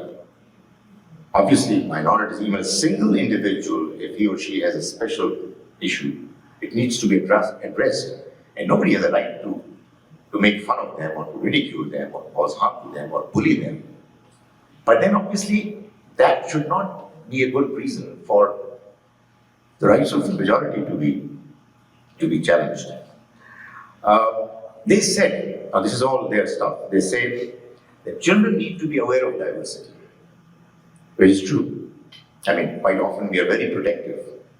And it's strange that you come to a new society and you still want to hold fast to your earlier traditions, which are very protective. So we don't want to be, overexpose our kids, but,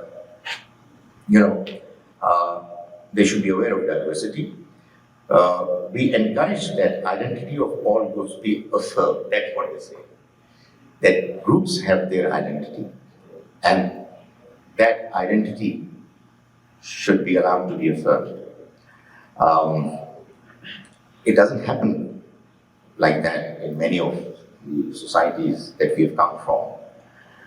The majority identity is the one which is the only acceptable identity, and the minorities are ridiculed and so on. So that's what their point of view is. We should uphold each other's human rights without jeopardizing anyone's rights, which makes a lot of sense provided it's not taken too far. We feel that it's my view is that this principle is correct, but its application when it's taking place is exaggerating. And there is another important thing they said, because when they were coming up with all this good stuff about the system, we were not silent. I mean, people were there belonging to the Muslim society as well. They came up with incidents, and the response was that please don't get it away because of certain one-off incidents. That's what they call it. If there is any one-off incident, untoward, weird, that is not acceptable, report it. Go to the principal. It doesn't represent our policy. That's what they said. So quite often it so happens that certain incidents that take place, why? Because, there are people who are aggressive on the other side as well, who want to put across their agenda and let everything else to be silenced. So if there is something, there is a teacher, a lecturer who comes and delivers a lecture and puts across her point of view, which is not acceptable. What? You can't completely control the system. That's what they were saying. So, don't think that it's necessarily always the view of everyone. What they've mentioned, I think this has been very effectively emphasized by Phil already, that sometimes, that most schools have announced curriculum.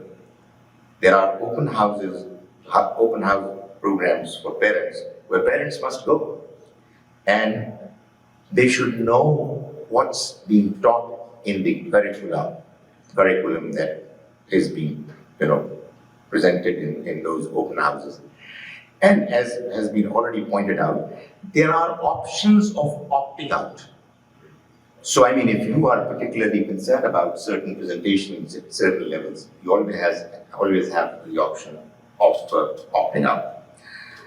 An important thing that they mentioned was that, and I know you've addressed it, but this is something which we should continue to see. They say that the suicide rate is the highest amongst the groups which happen to be small, the tiny minorities, simply because they are marginalized, they don't have a right to express themselves, and therefore it's their point of view that we should come to their rescue. This last point that somebody mentioned amongst one of the two members mentioned, I'm just saying it because it was said to me. The person said, and I'm not even going to mention the gender of the person said that Muslims should be beware of the fact that there is a group who normally would not want to identify themselves with them. Certainly not the Christians.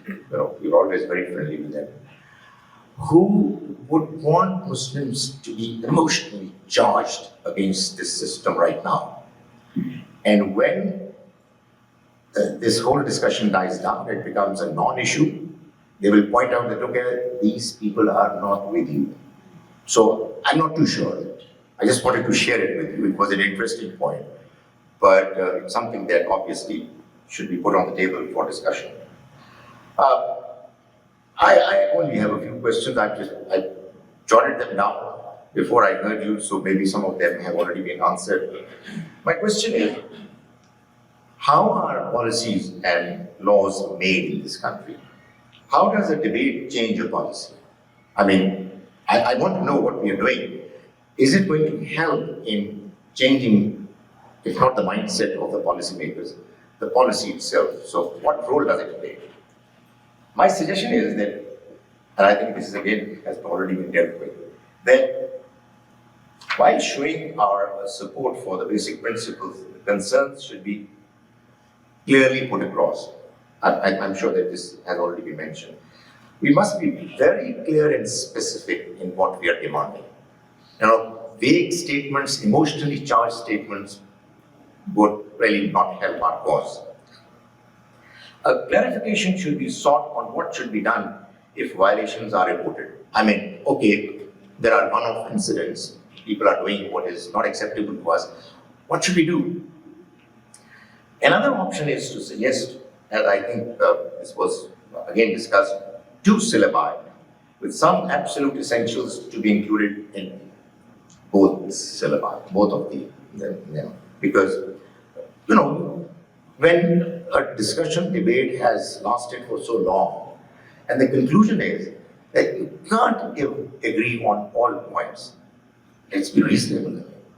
Let's come up with a solution where there are parents, there are people who want one kind of syllabus, they should be allowed to go for it, and the rest should go for the other. And there are certain absolute essentials that should be common to both. Communities must select their representatives to negotiate with authorities. I mean, it's a good idea to have such sessions, and I'm not particularly fond of processions and slogans, etc., of protest. But, it's more important that we have our representatives who, when they go and meet the officials, they carry the weight, the support of everyone else. And we should come up with a list of, as I said, the absolute essentials. And obviously, finally, in the worst case scenario, if the system doesn't accept what we think is absolutely essential, then we have plan B, which is go for the religious schools. Because we can't compromise on our principles. We would like the system to accommodate our views, and we would do our best as we can to put across our views. But obviously, if the system gets rigid, then we have the other option. So there's nothing to be too disturbed about. It's an ongoing process which we should participate in positively.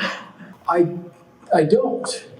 I got to be honest, I agree with everything he said. We need to be reasonable. We need to be accepting of others. One of the things that I have done, I go to an aquafit class, okay? And one of the instructors, I look and I go, male or female? I'm not sure. But does an excellent job at what that person does. And I go into the change room and hear the others, laughing and calling them names and things like that. I said, wait a minute. Yeah, the person is different, but she is doing a great job. You enjoy what he's doing. Maybe we should have a talk with him and find out why he's choosing to identify as he or she is.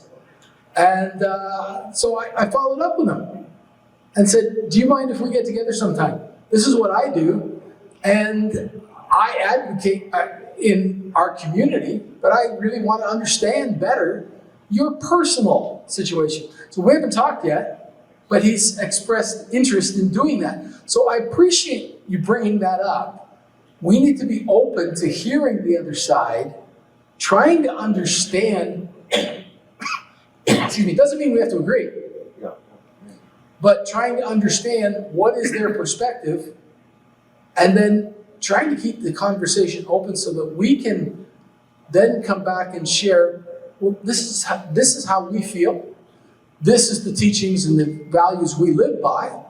And, you know, I can accept you and appreciate the work that you do in this community. Can you accept me? And it's by, if we can get enough people doing that at the system level, the school board level, then I think we can have dual program approaches. Can I explain one to you, share one with you, if you don't mind? Edmonton Public School Board has an actually they even have a Muslim one now, but they have an alternative Christian classroom in their schools. It is not a separate school. It is a faith classroom. They're not allowed to teach religion, but they can deliver the curriculum expectations with understanding of the background of the families. So that affects the novels you might choose, that affects the music you might sing in class, etc. Okay? Where is it happening? Edmonton Public School Board. Okay? So we brought, in 2001, no, sorry, 2001, so 22 years ago, we brought this proposal to the Hamilton School Board. And what happened was we had an MPP behind us. That's another thing, if we can get an MPP supported. And he said, I kind of like what you're suggesting. Why don't we host a public meeting? How many people do you think will come? I said, well, when we host these kind of meetings, we usually get 75, 100 people. Well, he rented out the Carmen's Banquet Center, and they had to open up the walls. We had not 100 people, we had 672 families show up. And the president of the Edmonton program came and spoke, and at the end of it, we just said, this is an alternative classroom. We're not pushing anybody else on anything else on anybody else, but we're just asking for understanding and accommodation. It got to the point where the trustees even went to Edmonton. So they took on that expense to see the programs, came back, but we lost the vote by one trustee. So, but with the protests that took place lately, I've gone back to the trustees and said, and one of them was on the board back then, and I said, do you remember Ray? He says, yeah. I said, maybe now's a good time to bring this up again. So, good. Okay, thank you. Question. Yes, my name is Nasir Qureshi. First of all, thank you very much, Lee, for bringing up this whole debate up and also explaining the different side of the Muslim story. Two takeaways from your presentation, which are very obvious. Number one, how deep is the challenge right now? Second, they took 45 years to legally grow through the process to come to this stage. So, the question for Dr. for you is, because that's a legal battle we have to win. They took 45 years, and we have to win that in few months maybe. That's the kind of challenge we are having. So to tackle it from legal perspective, what kind of strategy we're building at the forums, and second, the challenge is that how we can educate our kids that they can become our voice in the classroom, that our parents are more protected, they have the more rights to take our decisions at this stage when we are kids. We cannot take those bold decisions on different situations. For example, maybe alcohol, maybe any other things like tobacco and those kind of things. So we educate them indirectly, other than talking about this this problem, we educate our kids so they can become the, kind of educated and force speaking on behalf of parents. So how we can develop those programs so we can educate our kids in our own homes without directly tackling, saying them, we are against this, deep problem we are facing right now. So those are the two things I would ask you to do. I think the first part can be very easily at least communicated. I'm not too sure whether people are going to be convinced. We know from the Quran that many of the important changes in the society were brought about through evolution. There were many things, many evils, which were part of the society, and they were not uprooted overnight. I'm not too sure why Muslims have become so impatient. When we know, as you rightly pointed out, that it took a long struggle, well-planned struggle for something that we disagree with to become a dominant understanding. We have to counter it with a similar approach, and we have the understanding and traces of it in our own book. That's the first thing. The second thing I keep saying to people is that, if you have chosen to come to this society which is multi-religious, multicultural, diverse, it's a blessing. It's a blessing in disguise in that parents ought to wake up. Somebody rightly pointed out that, they're spending their times more in their offices and their businesses. If they are really interested in their children to be brought up in line with their value system, then they ought to make sacrifices. I mean, it's a challenge that they must face. They cannot just say that, we'll fight it by protesting once in 3 months. There is a strategy, and you said, how can we do it? I mean, obviously, organizations like ours, we must have programs to tell parents about it, to tell kids about it, and let's face it, we are fighting a battle which is more legal in nature. We would put across our point of view, we will answer questions, we'll meet this challenge, but the parents have to make sacrifice. They should rather spend more time with their kids than to earn more dollars for them. We spend a lot of time talking about parents who are very busy. What about grandparents? What about grandparents? My daughter and my son-in-law are both involved in ministry. They're both pastors, they're ordained, and yet they work their schedule out to build time with their kids. But my wife and I come along and say, we could take the kids 2 days a week or 3 days a week, if that helps. All right? And so that's how we try to build into them. And then we get the kids, and we can help our grandson who may be having difficulty with some of his schoolwork. Or we have storybooks dealing with sexuality that we read to our kids, why God created us this way. So grandma and grandpa can have a huge impact. Thank you. My name is Tahmina. Dr. Zaheer, thank you very much for defining kafir. We always think that if we are not Muslim, who is not Muslim is kafir. Kafir is something really bad.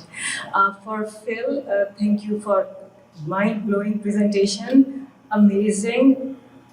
I can't digest some of it even.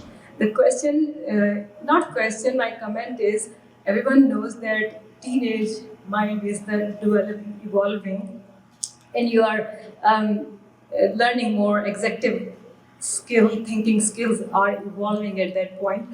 How do they start imparting those ideas which are not in their mind at such an early age? And why don't they let those minds mature fully to make cognitive decision after knowing the goods and bads of all this? During this time of 5-6 years, when the teenage and maturing to full adolescent or adult, they can see, observe, watch, learn, and then they can come up when they come to college or university. I think that is the institution where they should be more, have more options. they should not waste their resources in schools towards all these things when there are so much more things that kids need to learn in all the fields, science, technology, mathematics, and basic life skills. And I don't know why they're putting all energies in one area. What was CCAS's purpose for sex ed? Social change. And that's the reason that's happening. And you commented about, and maybe I didn't quite hear it right, but students at the elementary level, grade 1, 2, 3, etc., why should we be bringing these things in? There is some content that can be brought by parents to the kids that is important, okay? When is it that a child's personality is formed? When is it? At the early stage. Actually, they say age 3. Age 3. So, I mean, parents even should be starting when the child is an infant about they have their own bed, they have their own bedroom, they have their, things like that. Okay? There are things that you can teach, but the child can experience. All right? So, and we do have a program to help parents. What are the stages and and around this age, this is what kids need to know. So, but you're absolutely right. The purpose is social change. And I really believe what's happened is that those people have infiltrated at the Ministry of Education, in the medical institutes, etc., and they're having huge influence. That's what's happening. I heard this very interesting argument that is presented from the other side. What they say is that, is it not that you present ideas to your kids when they have no idea of whether what you're saying is right or wrong? You tell them about God, you tell them about the next life, and so on. So why should they not be informed about certain other things? I think, fine, this is very fair, but we tell them at home. You also tell what you think is right to them at home. And, let the open market of ideas be available for people to discuss when they mature and are able to understand. So what we are trying to help others understand is that we would not want kids to be indoctrinated one way or the other with views that are not acceptable to a big chunk of the society. And the last part of the discussion that's been going on about relationship with the children. That is the key, so that you have an open channel to talk to them as well. Well, thank you very much. Thanks everybody for joining us.